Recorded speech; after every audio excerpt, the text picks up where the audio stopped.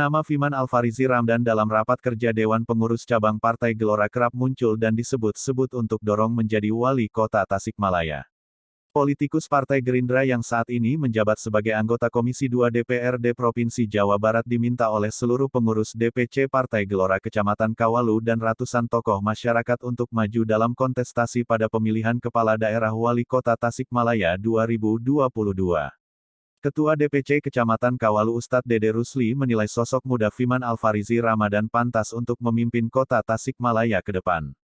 Hari ini kita deklarasikan bahwa DPC Partai Gelora dukung Fiman maju di Pilkada 2022, mohon doanya saja agar Fiman bisa pimpin kota Tasikmalaya ke arah yang lebih baik, ungkap Dede Minggu, tanggal 15 Mei tahun 2022. Dede merasa prihatin dengan kondisi perekonomian bangsa saat ini, padahal menurutnya Indonesia merupakan memiliki potensi alam yang sangat melimpah. Ia berharap dengan munculnya sosok muda seperti Fiman dapat merubah tatanan kesejahteraan masyarakat. Kita melihat potensi alam bangsa Indonesia yang luar biasa, tetapi kita itu bagaikan ayam mati di lumbung padi. Ada apa ini sebenarnya? Titik lemahnya sebelah mana? Padahal kita ini tidak mustahil menjadi negara terbesar kelima di dunia, harapnya. Menurutnya perlu dilakukan pembenahan di beberapa sektor, salah satunya mekanisme dalam budaya politik yang berjalan saat ini. Ia menilai mekanisme pelaksanaan demokrasi masih perlu ditingkatkan.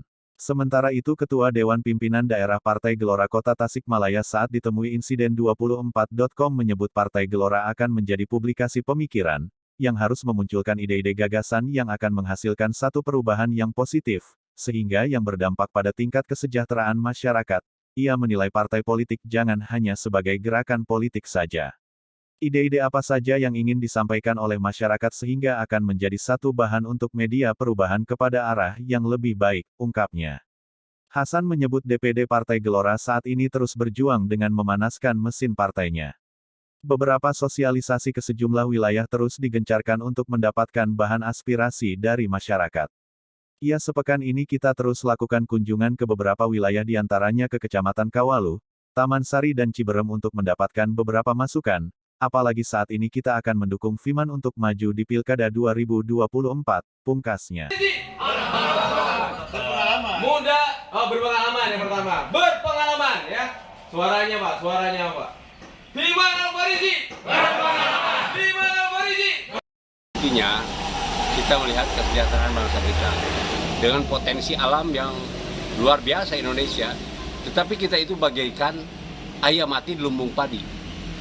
Ada apa ini sebenarnya? Titik lemahnya sebelah mana?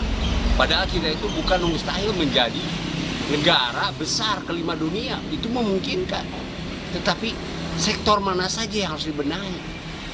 Kita mengharapkan selaku rakyat Indonesia secara umum, bahkan yang paling lokal ada di Tasikmalaya, saya mengharapkan kita mendapatkan sebuah kesejahteraan. Itu sebuah impian. Ternyata kita harus ada perubahan. Berarti tidak ada yang tidak benar ya dalam proses budaya politik di Indonesia? Ya, kita harus lebih dibenahi lagi.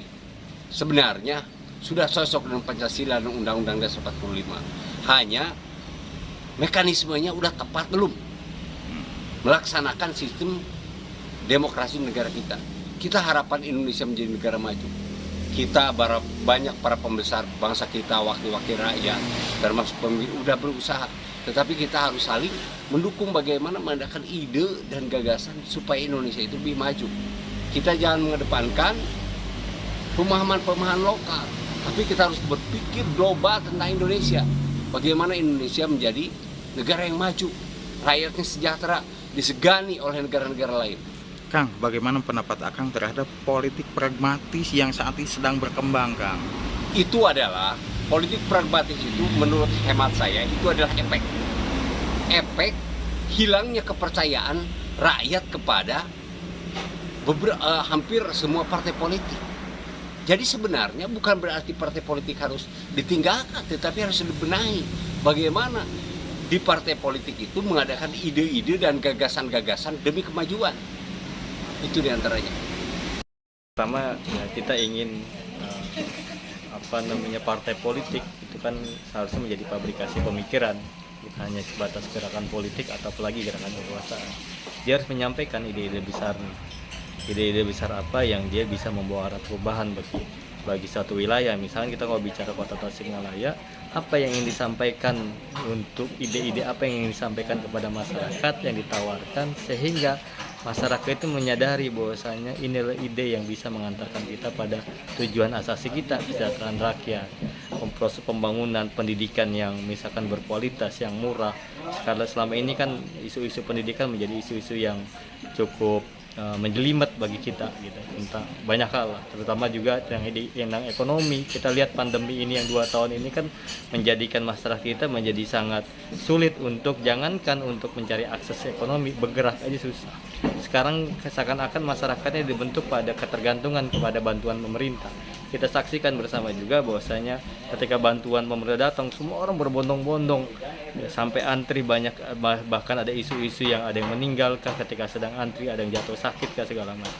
Langkah apa yang skala prioritas yang akan dilakukan oleh Partai Gelora, Pak Ketua? Yang paling penting ya, terutama kalau misalkan kita bicara Kawalu, ya, UKM itu bukan hanya sebatas isu untuk membangkitkan UKM, tapi ide besar apa UKM itu bisa tumbuh dan bergerak. Ini harus ada campur tangan pemerintah. Anggaran-anggaran harus diarahkan untuk memberikan akses seluas-luasnya untuk UKM. Bagaimana UKM ini pada akhirnya memiliki akses pendanaan, UKM ini memiliki akses pasar, UKM ini bisa didampingi misalkan meningkatkan brandnya, ya, sehingga produk-produk yang dihasilkan, produk-produk yang memiliki daya saing yang kuat, sehingga produk-produk ini mudah untuk dijual. Karena apa? Karena akhirnya